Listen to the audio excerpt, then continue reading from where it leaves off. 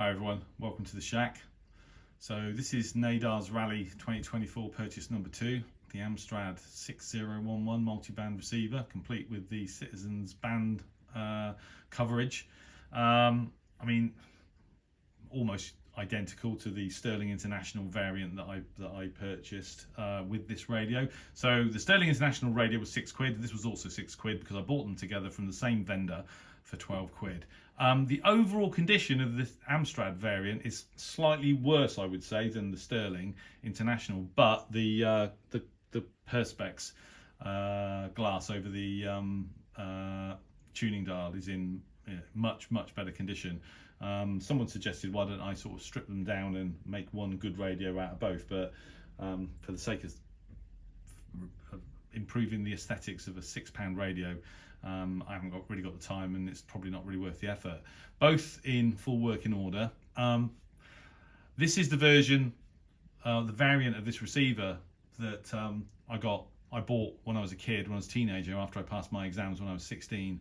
And as I mentioned when I recorded the video for the Sterling International version, yeah, I had really had a really good time for a couple of years tuning around shortwave on this receiver. I can remember at one point sort of constructing a sort of wooden sort of tower in the back garden from bits and pieces that I found in the shed, in the garage, and I don't know where I got the wire from, but attaching basically a piece of wire to the telescopic antenna out my bedroom window and down to the bottom of the garden, and supported but on the top of this sort of rather Heath Robinson wooden construction. So I don't remember actually doing it, but I remember my mum commenting on the fact that that was quite a sort of clever thing for me to do, and my dad actually didn't. I don't remember him complaining about it, and it was there for a few days, but yeah, had some good times with this radio,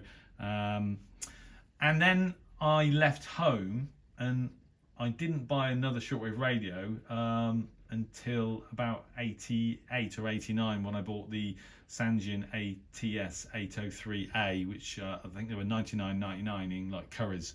Obviously that was a sort of fully synthesized PLL receiver. This was the one and only analog shortwave receiver I owned before I then bought the Sangean, and that was it really. So yeah, it was.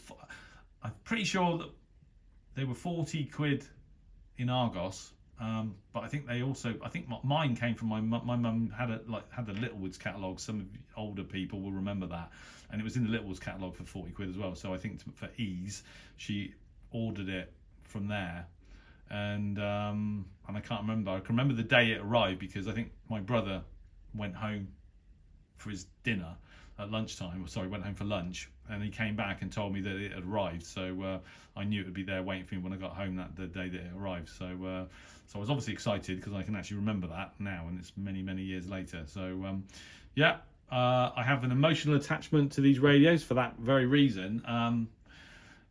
I'll no doubt have a play with this one as well and upload some videos of it in operation. It's not a high quality radio. It's a 19 transistor super het. I think the 6010 is 7980. This is probably just after that, early 80s, but good enough when you're a teenager and all you've been wanting to do for several years prior to actually owning a shortwave radio is to actually get on shortwave. And yeah, for that it was superb at the time.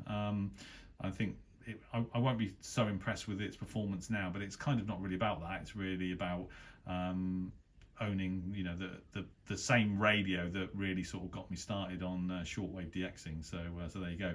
And for £6, you can't go wrong, can you? So there you go. Okay, well, hope you enjoyed that. Thanks for watching. 73.